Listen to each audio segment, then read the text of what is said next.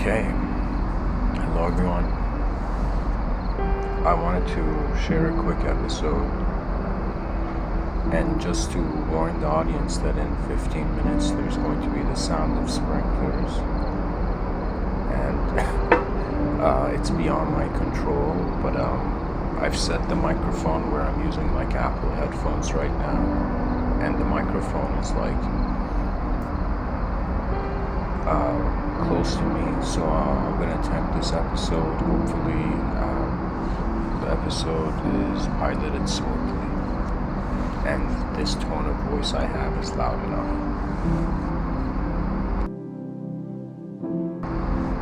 And the audience can let me know if the background noise is louder than my voice. So one thing I wanted to say, the title arose wavering echoes of memorable actions, and this concept of personal solar redemptions. I could be one of the first people on this planet putting this term solar and redemption dash, like Soular-Redemptions, just using that word. But I wanted to speak about in both, an outer realm objective context and an inner realm poetic subjective context, about something that I experienced today, and also the inner realm texture of an experience.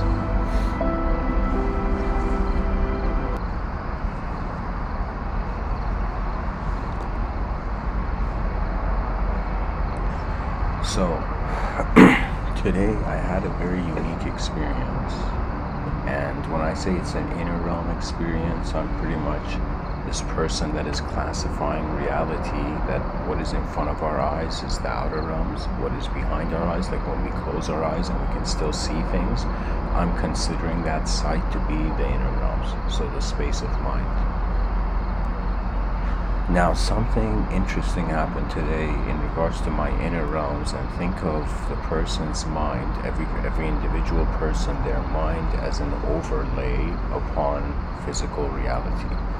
So right now I'm sitting in this moment, across this table with this computer on my balcony, and this is the outer realm, but at the same time, me being a speaker, giving the podcast, me calling this a computer, calling that a table, this is the overlay of the inner realms and pretty much how the mind space is upon, the body space.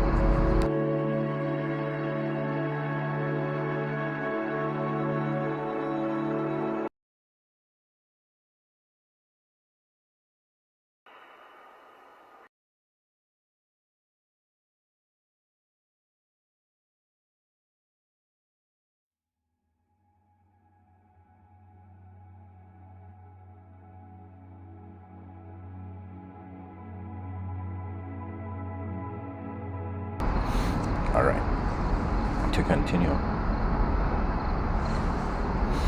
The experience I want to zoom into and to share, I was saying that the mind is overlaying the body. What we call thought is actually being the moment. And the interesting thing is that a person can open their eyes, see something move in the world, and then they can close their eyes, and even though the movement in the outer realm stopped, there's an echo in their inner space.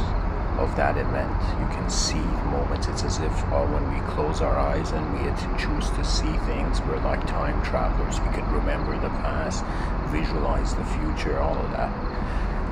But when we open our eyes, all those visualizations that were there when our eyes were closed are right there in the outer realms. They're like overlaid upon.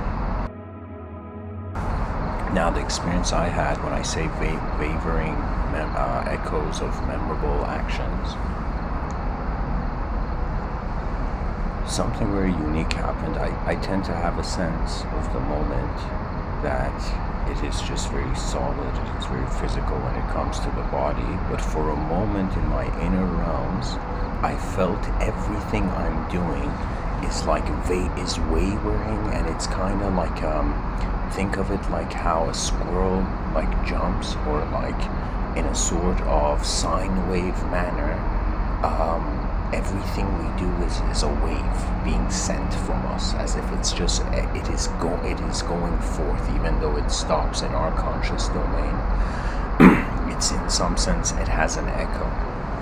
So I felt that in some sense, rather than having this approach of a static, all right, I'm moving in a physical world, as if think of that as the solid state, it became a sort of liquid state for me, where it was as if like this realization, wait a minute, and on this planet right now, or this world we call a world, it is an infinite process of expressionism. And this expressionism is on an elemental level. You know, certain parts of this elemental expression led to the biological creature and whatnot. But my point is that it is an infinite landscape. It's like this infinite journey that is happening. Or like this infinite film that even after we have done our work in this realm, it's as if it will go carry on. You know, the actor comes and plays its part, but the film goes on and on and on and on and on.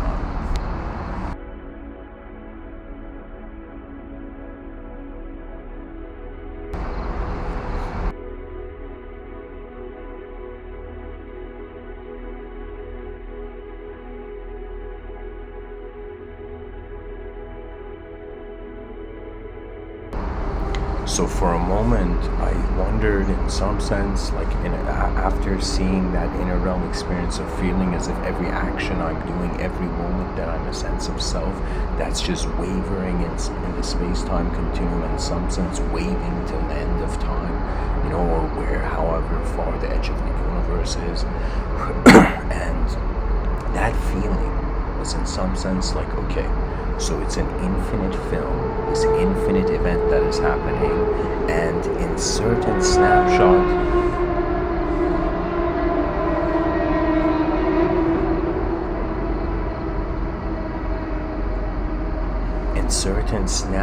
moments of it,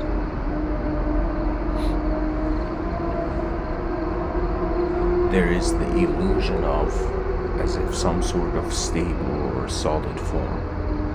What I'm saying is that there has never been physical creatures, there has been changing physical creatures, infinitely changing beyond their capacity of even having a biological ability to recognize the moment, right? That's in some sense the notion of death. You know, if there is another, like as René Descartes talks about the mind-body dualism,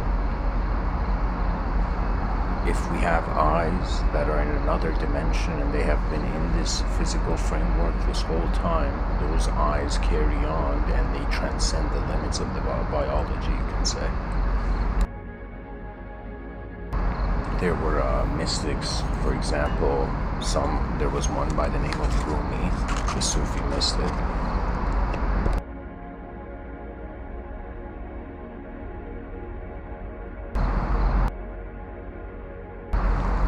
And he says, I died as a mineral and I became a plant. 700 years ago he said this. I died as a mineral and I became a plant. I died as a plant and I rose to animal. I died as an animal and I was man. Why should I fear death? When was I less by dying? I shall die once more as man, to soar with angels blessed, but even from angelhood I must pass on to that which no mind has ever conceived.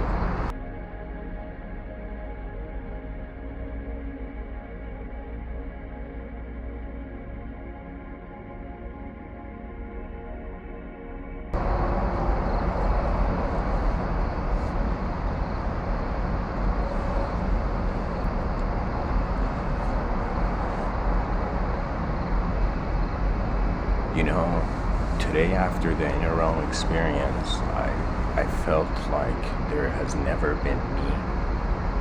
And in some sense, everything that we have extracted our meaning from is just happening at a slow enough pace, you know, where it can be observed. But if things were changing and they are imagined at so many dimensions of reality changing faster than we can even see them,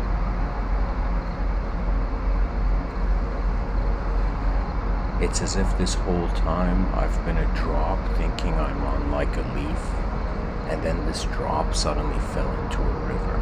And when I say the echoes of memorable actions, it's not like when a person does something, it's just only they remember it, you know. It's that they have generated a design in the moment.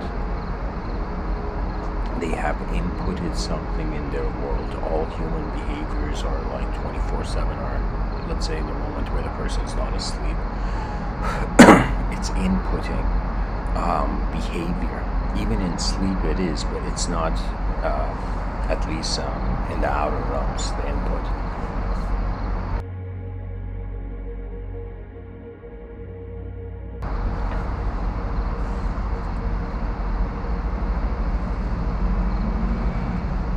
It's like when a person does something that is cruel. Let's say they are rude, they are cruel.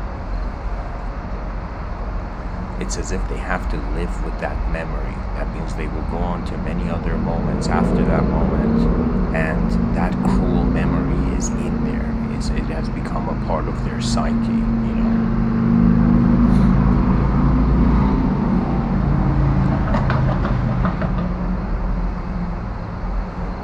And the same when somebody does something kind,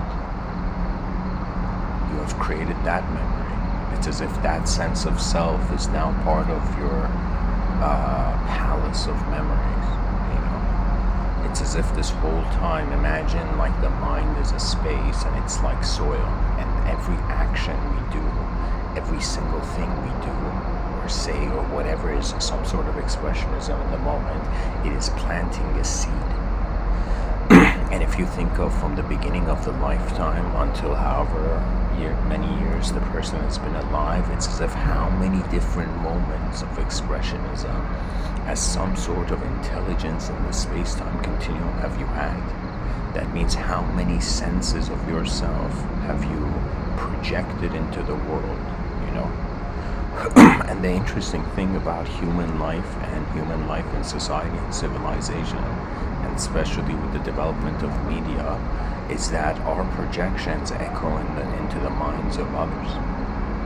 And this has of course been happening. It's like you can say it's a part of our evolutionary design, that creatures, we developed mouths to speak and ears to hear. It's like one of the biggest mysteries of creaturehood.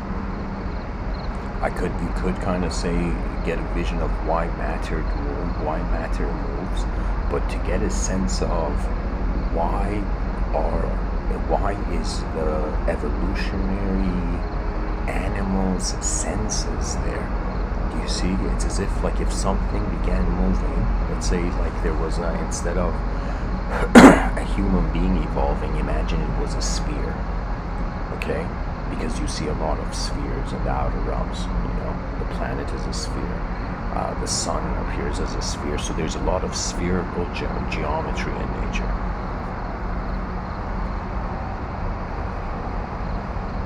So it's as if why in this realm where it's as if like there's a spherical sort of inclination towards the geometry of world design, why did a creature with hands and legs evolve, right? And the answer we have from it is not from the past. The answer usually is like the scientific answer is like natural selection. Nature was a certain landscape. This creature had to refuel itself, right?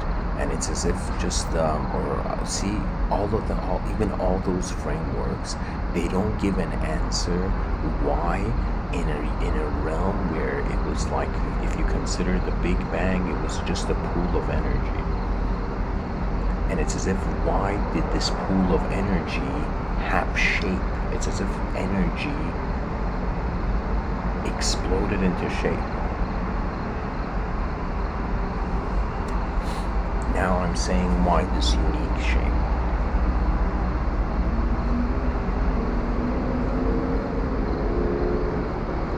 You know, sometimes to me it is very surreal anytime I enter the mystic's room. And the mystic's room is a state, I would say,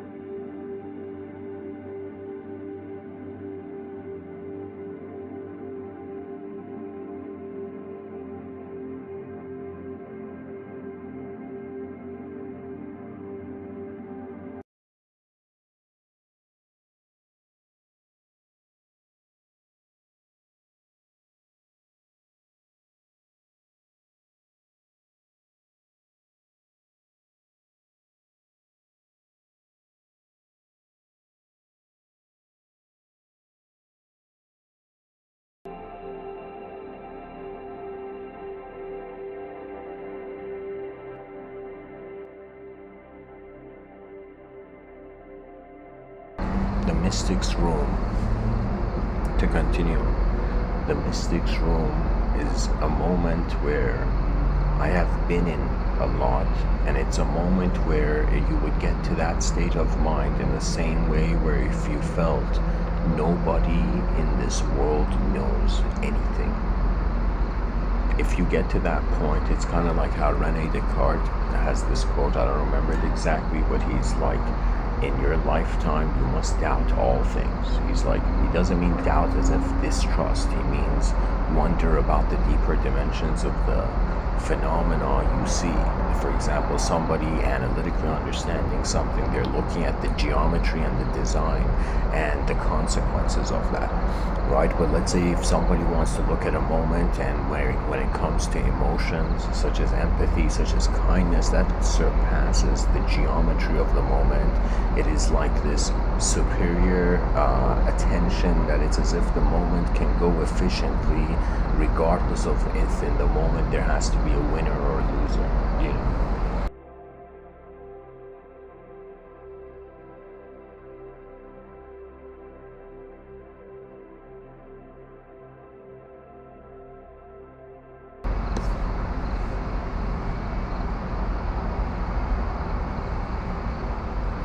You know, it's a feeling of as if you had been teleported to a completely different world than the world you have known.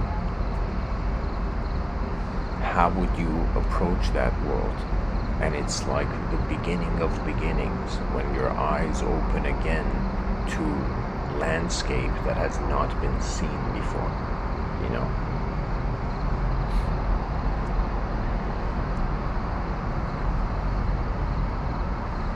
I would say throughout the years of sharing these talks, and just as a human being based on my, you know, genetical capacity, and at the same time just the way life has treated me and I have treated life so far.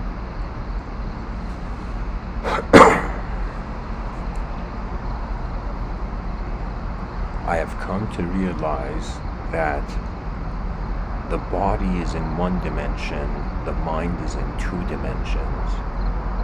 And we, when it comes to human behavior, in accordance to what we see in, let's say, the two dimensions of the mind, that means the subjective realm and the objective realm.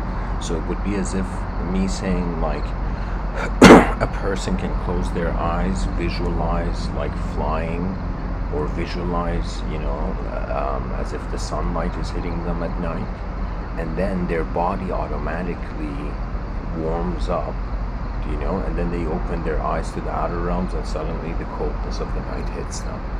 You know, what I'm trying to say is that our inner realm changes our behavior, and our emotions are acting in accordance to two different frameworks of events.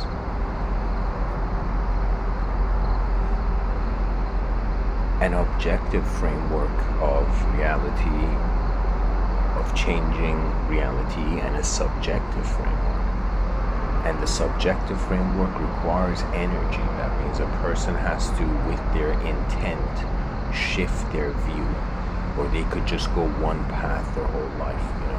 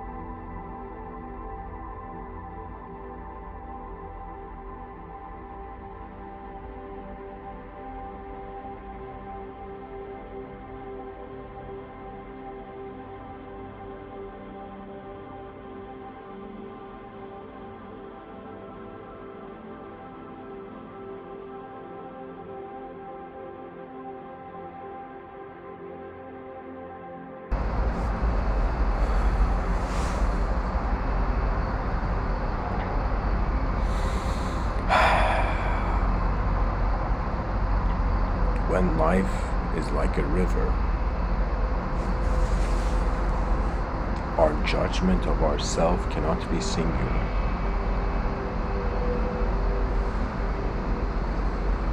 When the inner realms are moving at the same time,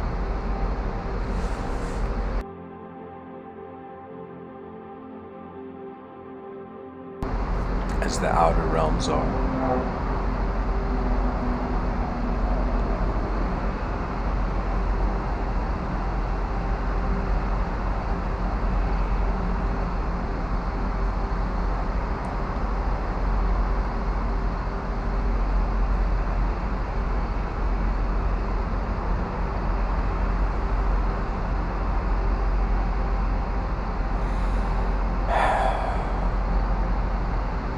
This is where I would say the concept of Soular-Redemption comes in.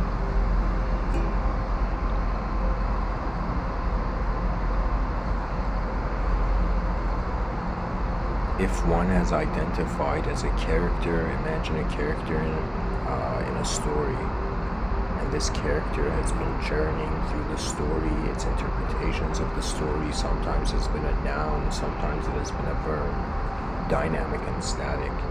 Now this character realizes that a part of its being is changing alongside everything else that is being. It's as if for the first time the psychology of an animal that felt it had to be one image all the time shifts into a recognition of an infinite movement. And infinity, believe it or not, people don't say this often, but it's meaningless. It is the most beautiful. It's a mathematical portal to beyond mathematics. I would say this infinity symbol.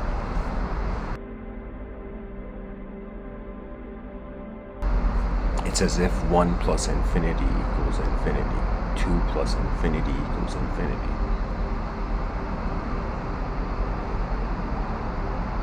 Infinity is infinity, and if we begin incorporating it in our psychologies as a verb, and we begin living on this planet not as if we're just, again, a character in a story, as if every person is just a novel of their life decisions, you know.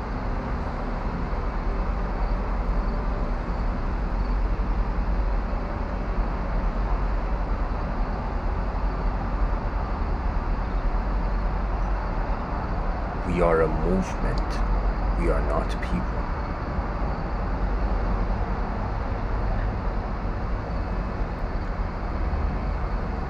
I think this is why, just in history, there has been so many examples of groups of people walking together and there being a profound force behind the effort, a profound implication.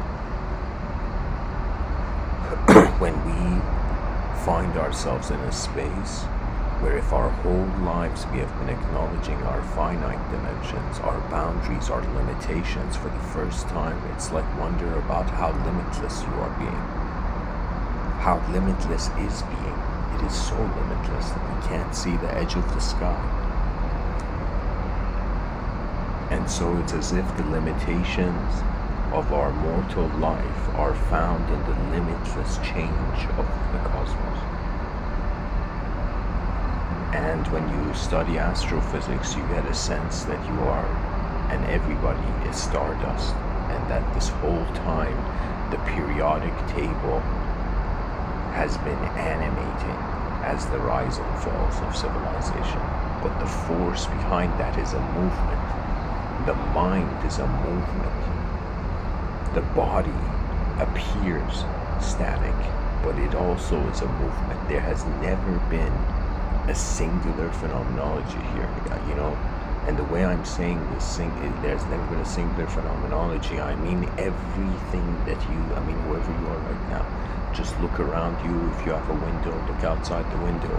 Everything you see over a long enough period of time will change. So it's as if we have misinterpreted the cosmos when our perfection resides in changeless photographs of truth.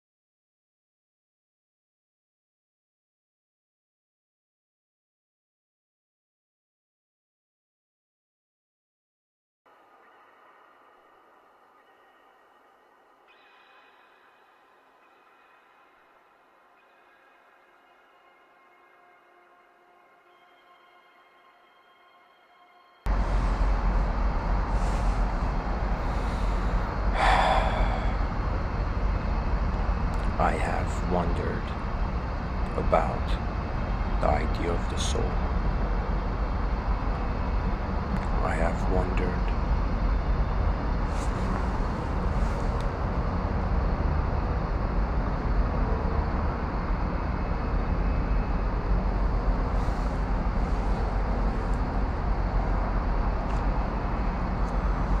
where my eyes are.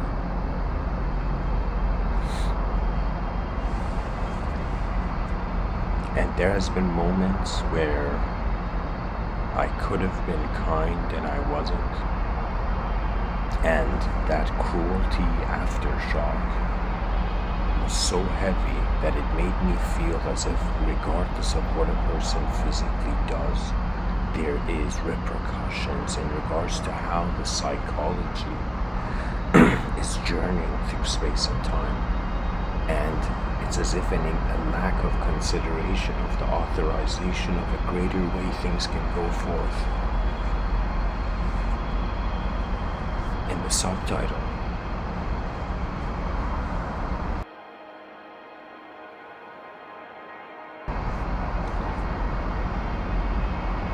I've written lecture on inner realm violations of the outer realm.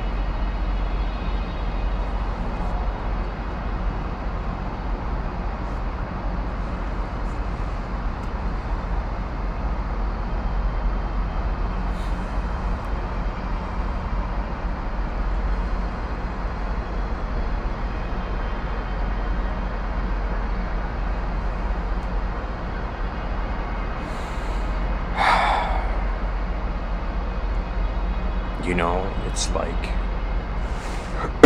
two horses that carry a wagon. That wagon is our consciousness, is our attention. And the first horse is the outer realms, the physical domain. And the second horse is, in some sense, the inner realms, the subjective journey, the subjective life of the individual. Now, when somebody behaves in a certain way, regardless of how the outside world thinks it's right or wrong, based on how the psychology has developed and the type of constitution and principles it has built itself upon, it will have a reaction. So it's as if, imagine there's these two horses again, and they're carrying your moment, your attention, and imagine you start whipping, or you start, or something starts hurting one of the horses. So imagine in the outer realms the horse is hurt, the inner realm horse may suddenly stop. You know, the inner realm horse may, in some sense, music is too much right now.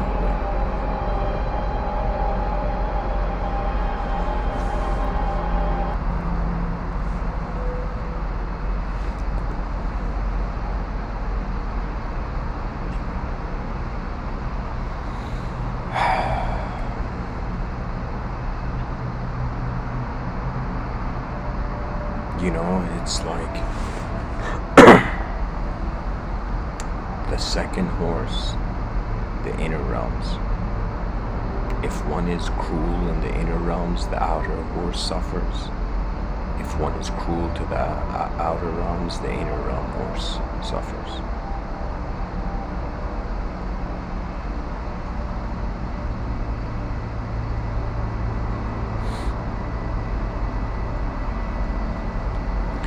Balance between these, as long as we want to be a specific individual image of a sort of like one image, like Lord of the Rings, one ring to rule them all, one image to define every other moment.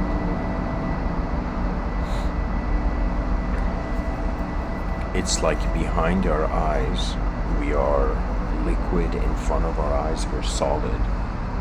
And, or let me say it this way, it's like a river behind our eyes and we're a drop. Now, anytime there is, let's say, cruelty, hatred, violence, or a destructive urge, and this destructive urge finds its justification in the inner realms, but somehow it releases itself in the outer realms, or it finds the justification of its release in the outer realms through its inner realms, it's like there's going to be a violation. It's as if the world moving behind your eyes, it is kept by certain events that the attention journeyed through.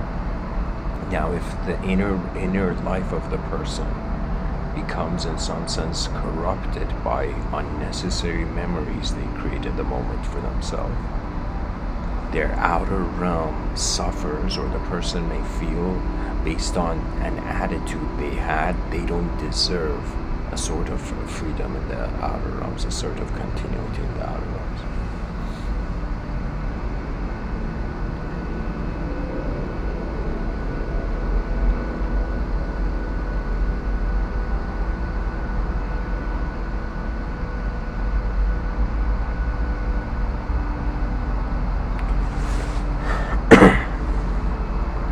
You know what it is?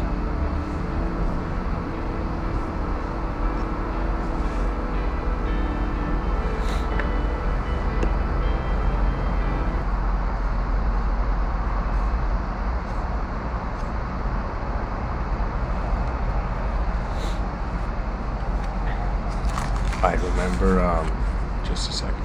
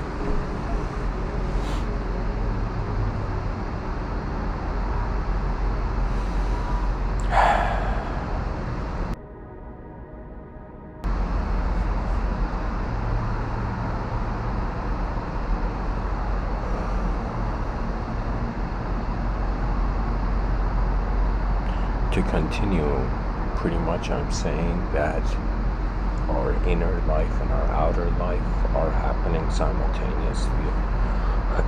And our free will has an influence in both dimensions, even though our free will appears only as if we're looking out from our biological eyes, but whatever we do is stored as a memory. It echoes into our psyche. And this echo may change the approach of the attention to the world. The thing I wanted to share, I remember now before I had to get some.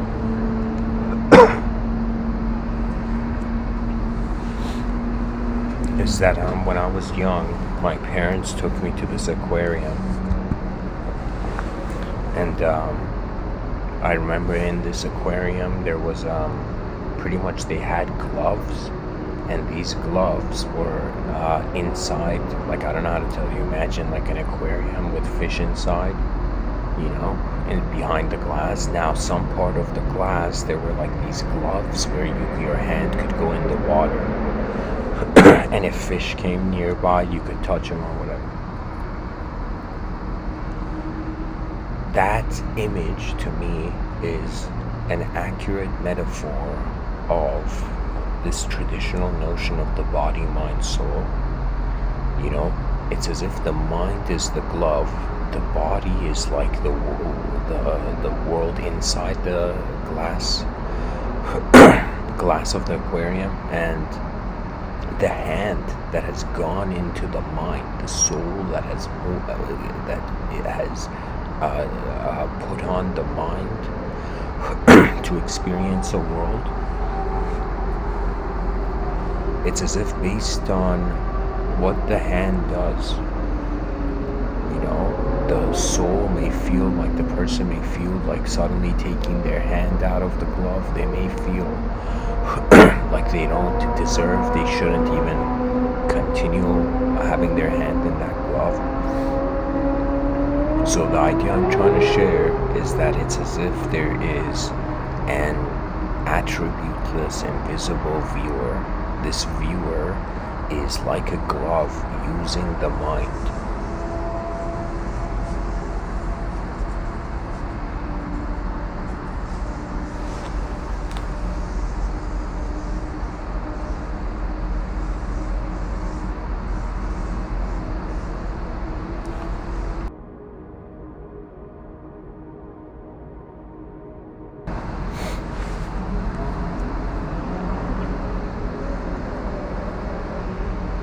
And the way what the person's mind holds out of the outer from the outer realms may suggest again how much their soul feels free, you know, in their mind, or you know how their hand feels and the glove of their mind as it's holding something in the outer realms.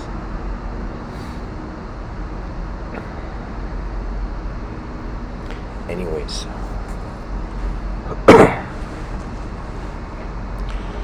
this experience I had today was very profound in regards to also an experience where I could have been kinder today.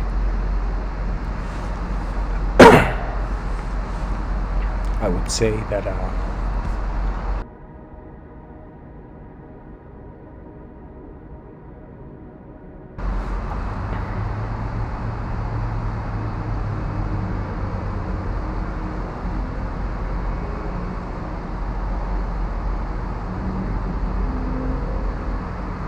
it's as if like the source of our attention has never been in the world, but how it moves in the world, how the glove is used, suggests if it identifies with the mind, or in some sense it recognizes this whole time it has been a soul. You know, there's a lot of people on the planet who consider themselves spiritual, but their spirituality is dependent on the images of life and what happens to these images. You know, it's as if a truly spiritual person doesn't exist in the mind's domain. And it's not that they don't exist, it's as if they see that what is seeing is more than what they have seen.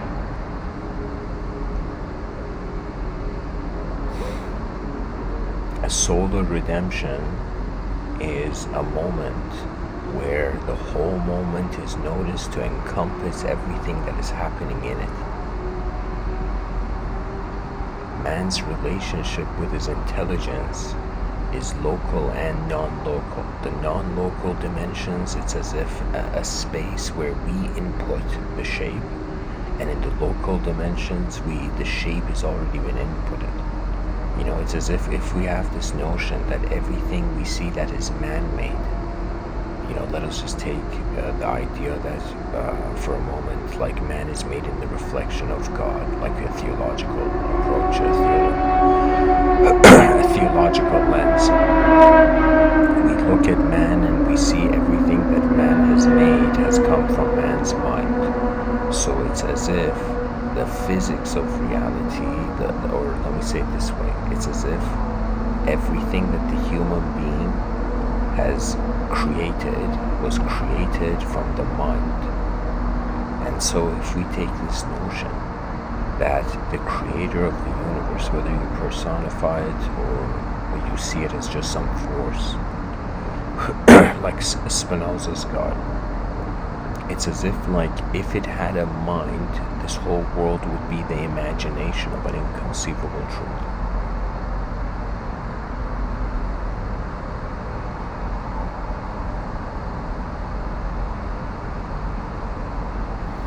And if it's an imagination, it's as if the mind led to inventions, and so it's as if from a space beyond matter, matter came into shape, came into position.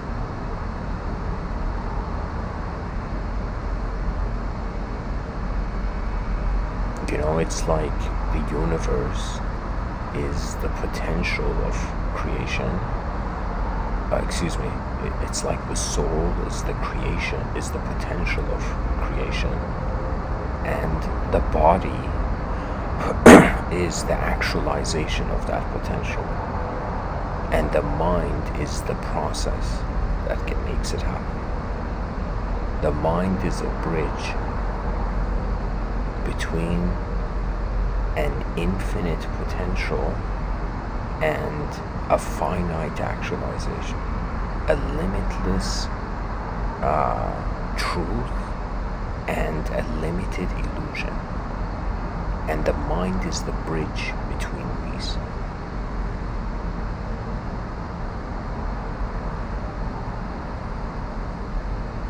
You know, there's moments where I feel like my inner realms also appear to me like an elevator.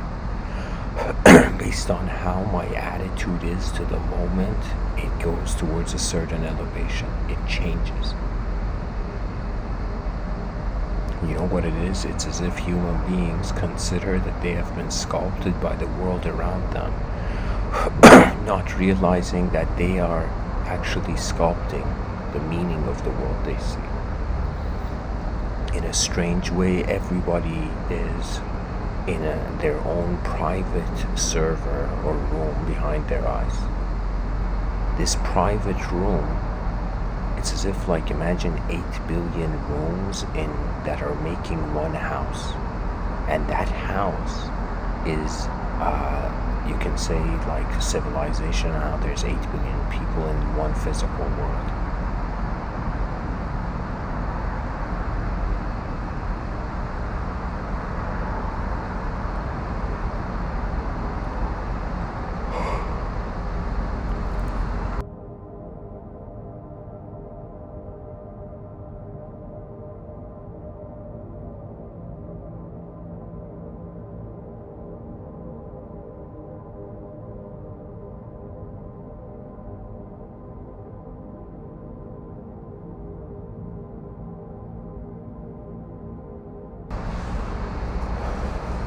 You know, the way this world is designed, it gives off the impression that it's as if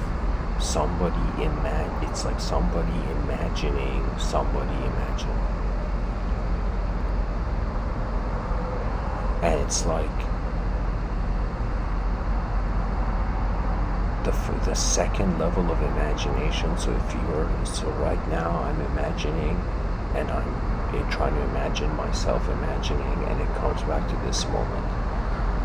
So it's like a copy paste of this moment in my interrupts. So it's like two moments right now. Right now as I'm speaking, like my eyes are open, I see the outer realms, but I'm also imagining this moment in my interrupts.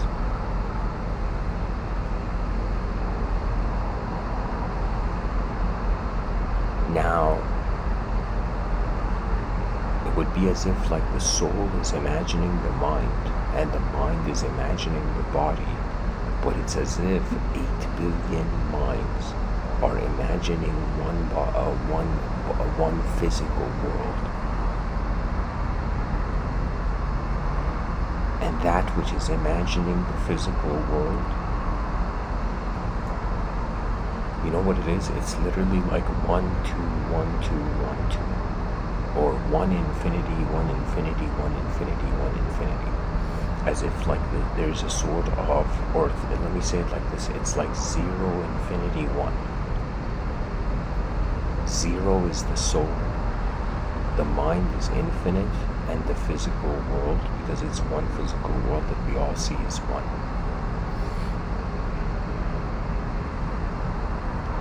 From the outer realms, there's 1 infinity. From the inner realms, the void is infinite. The infinity is void from the inner realms.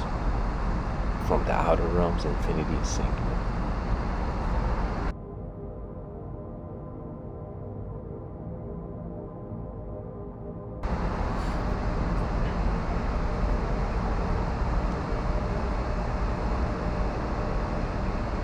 You know what it is?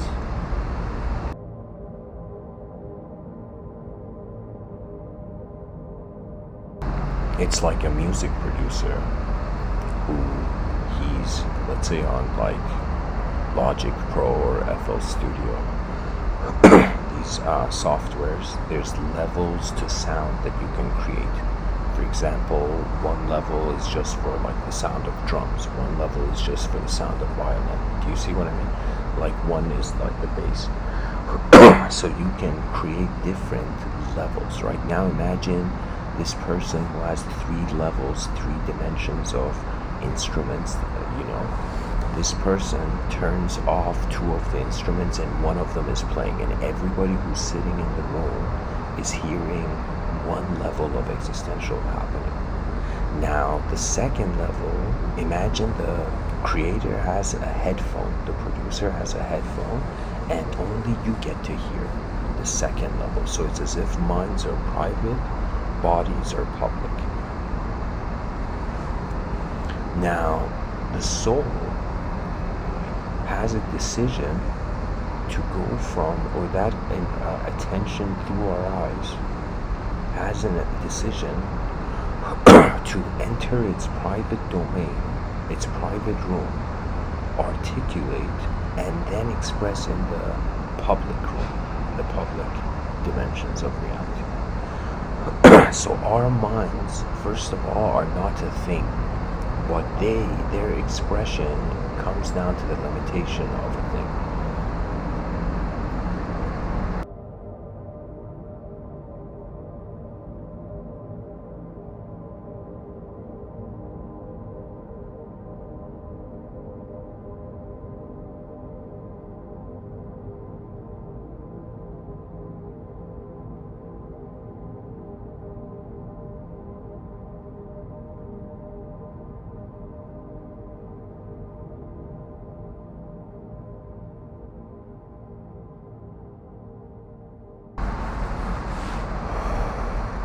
We manage the outer realms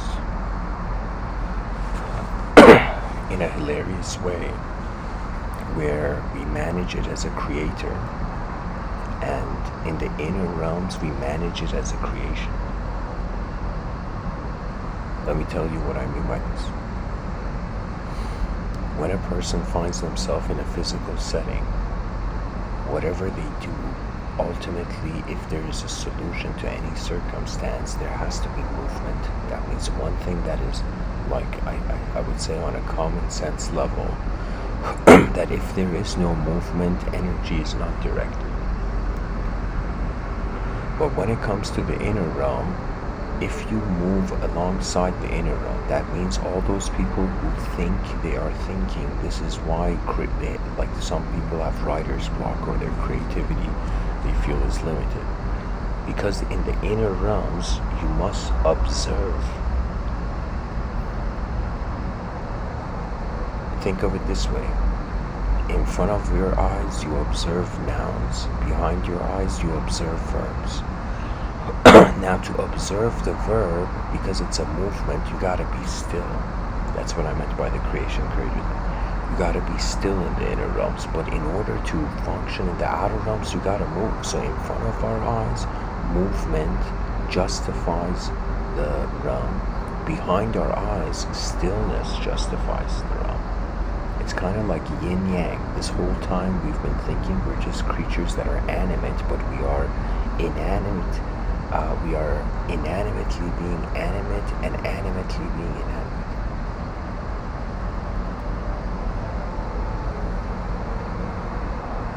When it comes to imagination, the best approach, I would say, is to not even identify with the word imagination, and just be being a person who's wondering how the moment is happening. Often in these talks of mine, I've said the secrets of reality, the secrets of the universe are within our attention. That means right now, as I'm being here, any sort of truth that is accessible to me has to do with how my attention is here. Now, if the attention when we move with our body identifies as the body, if we close our eyes and watch our inner realms as if we are like our thoughts are like a train, and we're standing there watching the train pass by.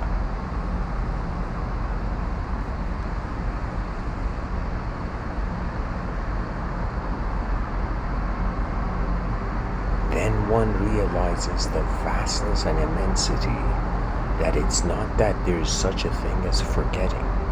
You know, in some sense, forgetfulness could be a hoax, in the sense of that, how would I say it? It's as if everything you have seen is happening as you right now. Certain levels of this are in the conscious domain where a persona can be extracted from. You know what it is? It's like the contents of the person's mind. It's like an ocean. And when they wake up in the day and they're just functioning, that's like a sailboat in the ocean. That's like a boat in the ocean. Now, a person can midway through the day jump from the ocean, from the boat into the ocean. And when they jump into the ocean has become their vehicle.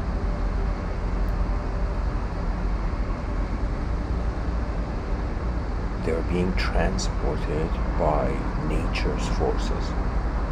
But when you're on the sailboat, when you're in a conscious persona, you are, in some sense, moving, or have some level of control of movement.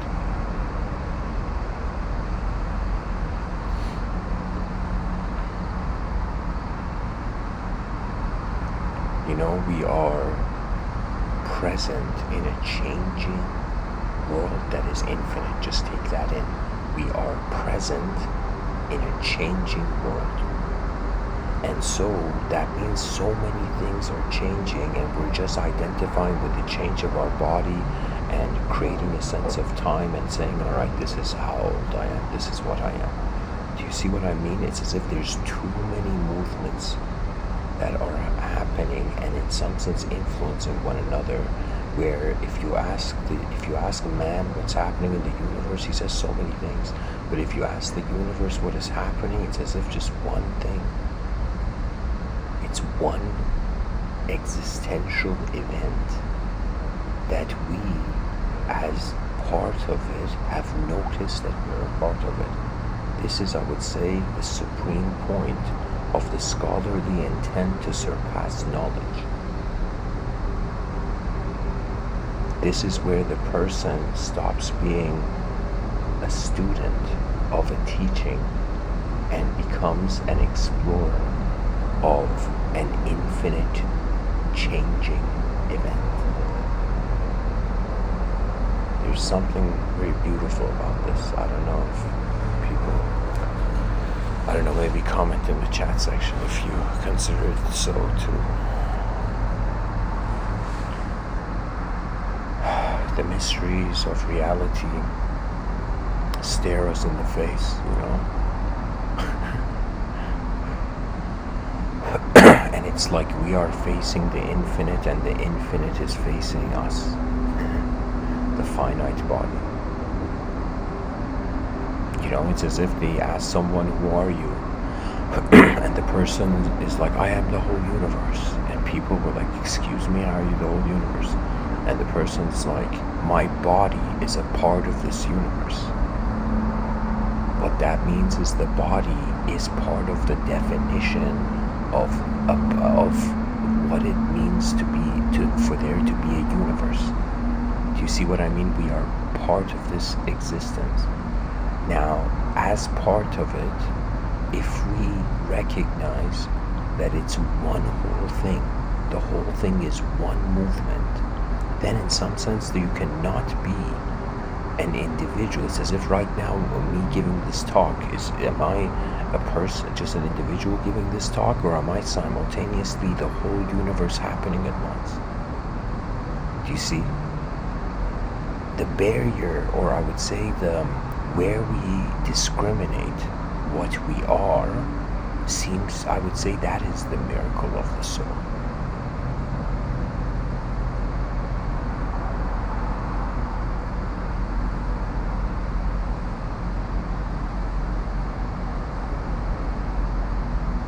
We are how attention is the consciousness of energy. And if energy cannot be created or destroyed, that means there is a component to it that is changeless. Or I should say, not changeless, there's a component of it that can't go anywhere. Energy and space are honestly synonymous. You can see them as the same. But energy that transforms from form to form, the forms are different.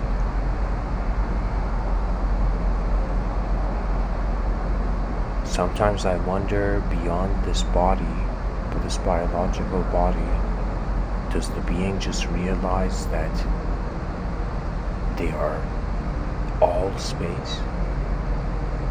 Could it be that we are at the transit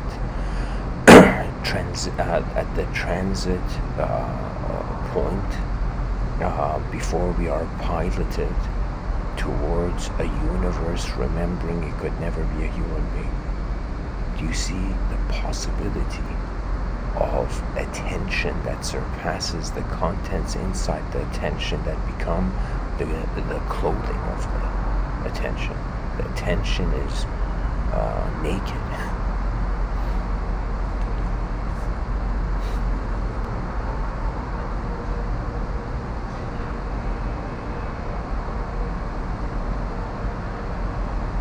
I am here today, but tomorrow I will be the here. It's as if their attention is taking turns. It's like the universe has put on glasses, and these glasses are the human eyes.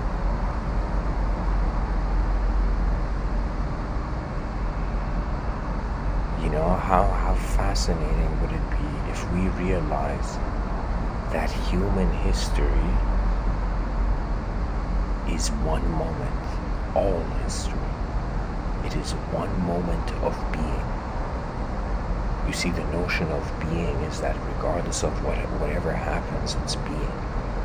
That means right now we say like a person is being good, being bad, but the being doesn't change. The good and bad come and go. Being is being. And I would say the most profound thing about infinity is that it has to be acknowledged in one moment of being. How else would we know it's infinite? How else can we measure outside of the singular? It's like like mathematics is giving the divine clue. All the numbers started from one.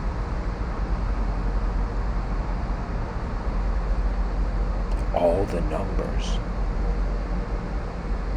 are the complexification of the number one.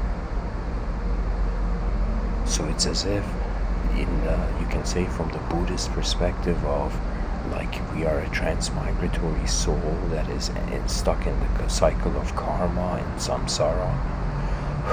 It's as if that is all, like 1 plus 1 is being 2, 2 plus 1 is being 3, 3 plus 1 is being 4. Those are all of it comes down to 1 and the void.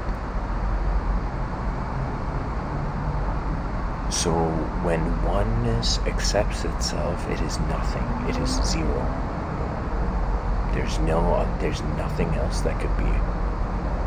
But when oneness can't accept itself, it becomes 2, and from 2 you can go on to infinity.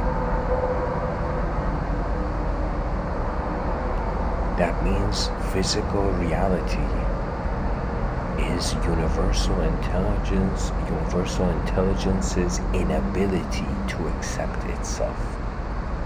I would say if there is a mystical algorithm to escape the simulations of illusion that the attention of the human species is roaming in now,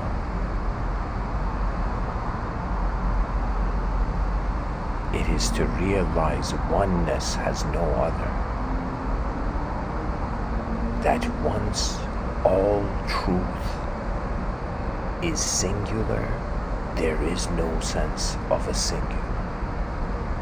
It's as if you were a religious person, it's as if God couldn't realize it's God. So it required all of creation and the modes and the dimensions to know that it is God. It's as if we are waiting for the universe to remember it's the universe, and the moment it does, it is no longer a universe. It's as if we think of it as if it's as if the dreams of man that are fueling the visions of this world, but it's as if the dream of man, the dream of God, think of it this way, the dream of man is the dream of God, and the dream of God is a God that is no words. Nothing can be touched, nothing can touch it. That means it's as if an inconceivable truth cannot be worshipped. You can just be the inconceivable.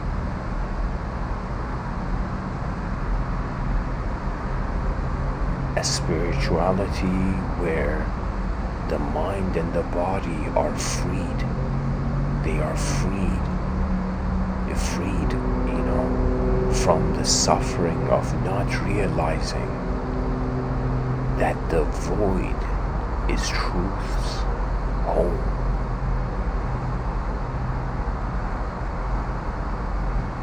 When fear melts like snow, the snowman belongs invisibly to the clouds.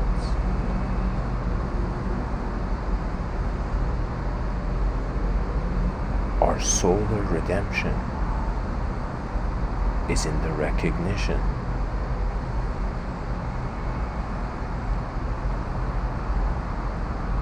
that we are not in a world where there is death. The death of the world is in us.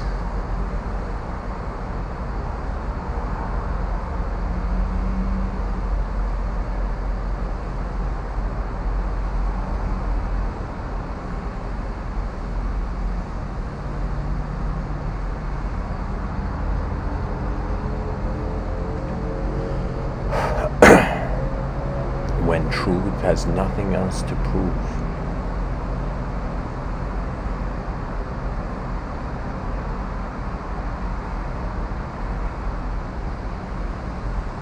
the unconfused era of universal selfhood begins. And upon the encouragement of the global antenna renaissance, freed from stories that could never capture the whole picture,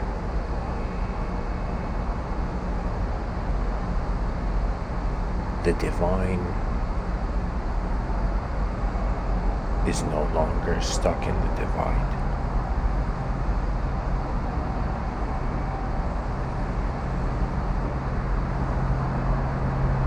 Is man breathing, or is oxygen traveling?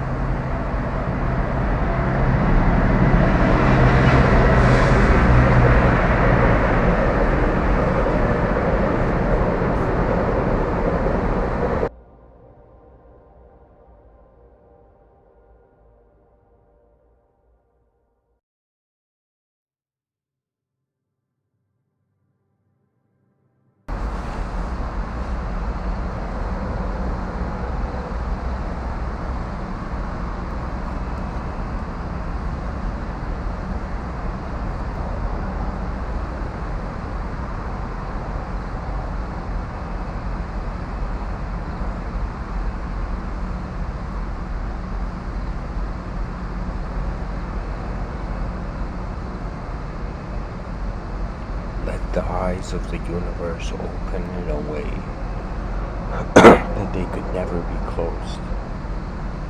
Let the human archetype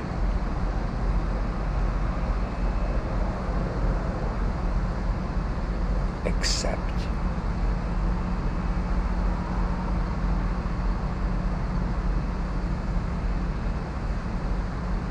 the winds of infinity as the new body.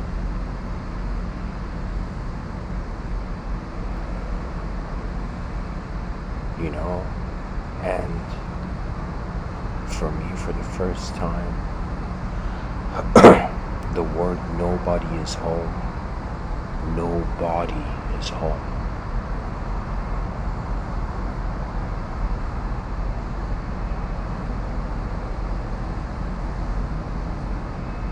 The stars call us forth, but the space that holds the stars knows more.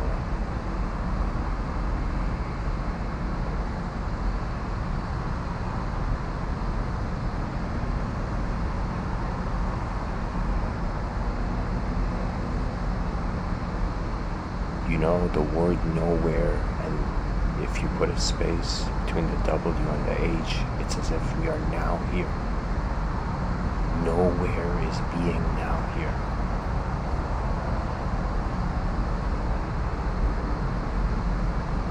So when anybody in the New Age community, when you're being instructed to come to the here and now, you're coming to nowhere. And nowhere is when the unknown can accept it as unknown. The edge of knowledge.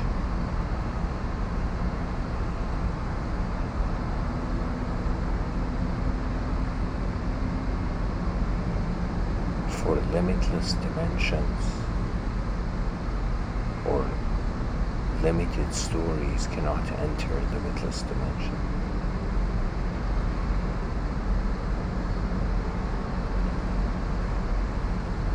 You know, they say be free, but it's as if be free, it's a verb. You are freedom. There is no freedom to attain. There is no freedom to lose. When we look for freedom, there is suffering. When we are freedom, how can there be? Every moment.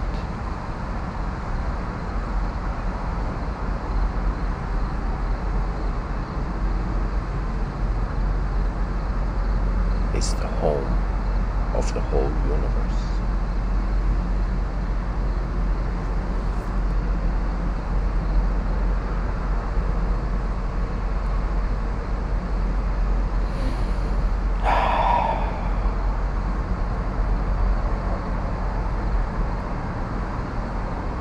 The show goes on, but the eyes of our eyes were never in this auditorium. Thank you for listening. Much blessings and namaste.